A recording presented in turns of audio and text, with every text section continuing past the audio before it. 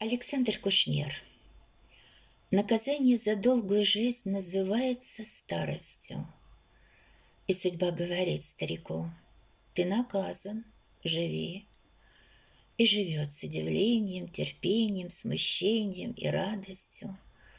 Кто не дожил до старости, знает не все о любви. Да, земная, горячая, страстная, злая, короткая, закружить и счастливить готовая и погубить, но еще и сварливая, вздорная, тихая, кроткая, под конец и загробной способная стать, может быть. Вы, наверное, видели, как неразлучные медленно, опекая друг друга, по темному саду бредут, и как будто им высшее тайное знание доверено, и бессмертная жизнь обреченная, вот она, тут.